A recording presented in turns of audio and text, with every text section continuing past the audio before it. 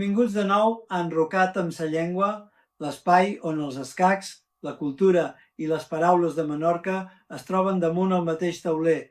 Avui parlarem d'un dels jugadors més intensos, brillants i enigmàtics de la història dels escacs, Bobby Fischer. Fischer va revolucionar el món dels escacs amb el seu talent, la seva preparació i una manera molt profunda d'estudiar el joc.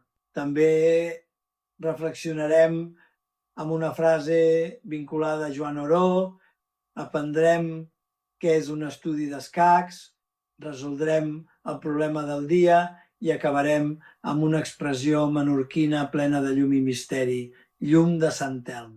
La curiositat d'avui és aquesta. Bobby Fischer va ser conegut per la seva preparació obsessiva i per la profunditat amb què estudiava els escacs. Fischer no només jugava partides, les estudiava, les analitzava i les vivia amb una intensitat extraordinària. Va aprendre dels grans mestres del passat, va revisar obertures, va estudiar finals i va cercar constantment la veritat de cada posició. Això és molt important.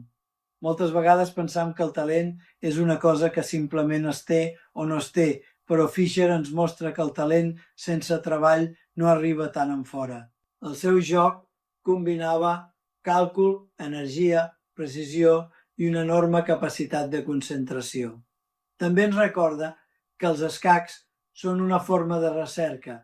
Cada posició és una pregunta, cada jugada és una hipòtesi, cada partida és un petit laboratori. Per això, quan estudiem escacs, no només memoritzam moviments, investigam, ens demanam per què aquesta jugada és bona, què amenaça el rival, quina peça ha de millorar, quin pla té més sentit. Fischer ens ensenya que la curiositat pot ser una força enorme. La frase d'avui està vinculada a Joan Oró. La curiositat és el motor del coneixement. És una frase perfecta per als escacs. Joan Oró va ser un científic molt important i aquesta idea ens recorda que aprendre comença sempre amb una pregunta. Als escacs passa igual. Un jugador curiós no es conforma amb saber que una jugada és bona.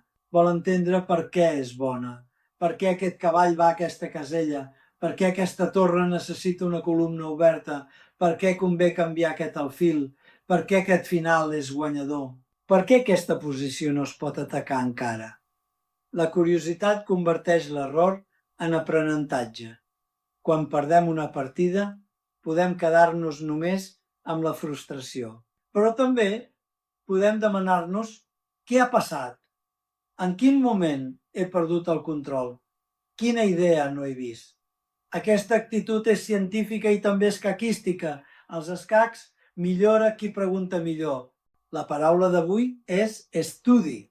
En escacs, un estudi és una posició composta, creada expressament per mostrar una idea profunda, una maniobra sorprenent o una solució molt precisa. No és exactament una partida real, encara que podria semblar-ho. Un estudi és com un petit poema dels escacs. Normalment ens presenta una posició amb poques peces i ens demana trobar una jugada o un pla molt concret. A vegades l'objectiu és guanyar, altres vegades és fer taules en una posició que sembla perduda. Els estudis són molt valuosos perquè entrenen la imaginació, el càlcul i la capacitat de trobar recursos amagats.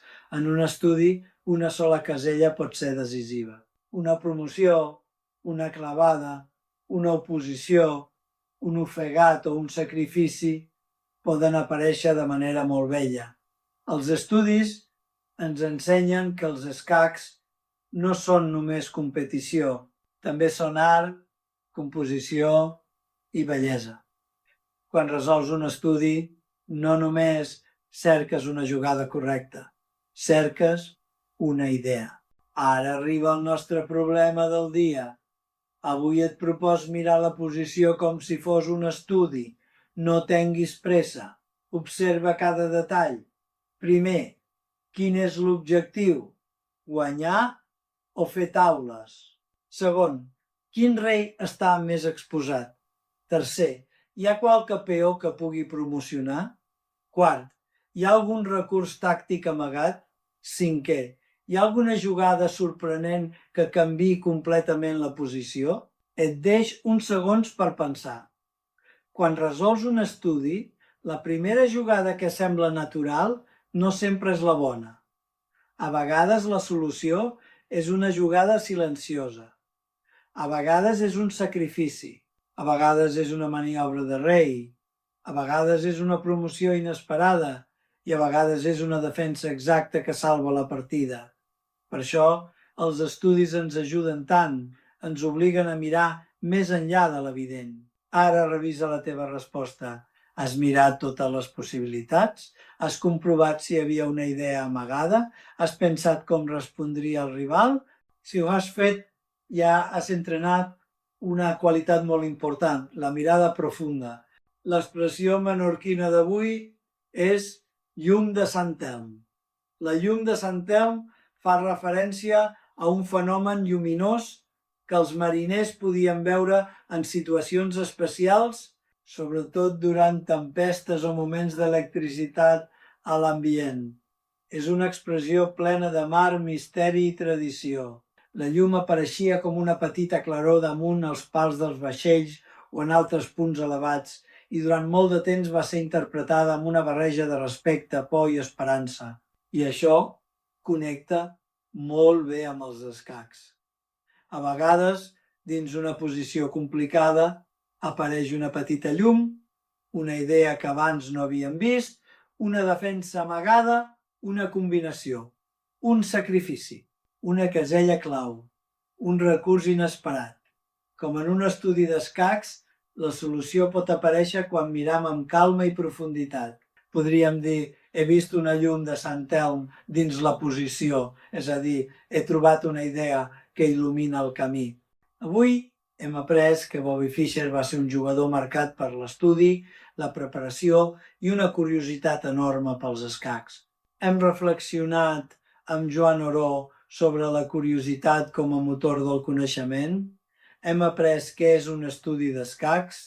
Hem entrenat la mirada profunda amb el problema del dia i hem descobert l'expressió menorquina, llum de Sant Elm. Això ha estat Enrocat amb sa llengua. Ens veiem al pròxim episodi i recorda, als escacs, com en la ciència, una bona pregunta pot encendre una llum dins la posició.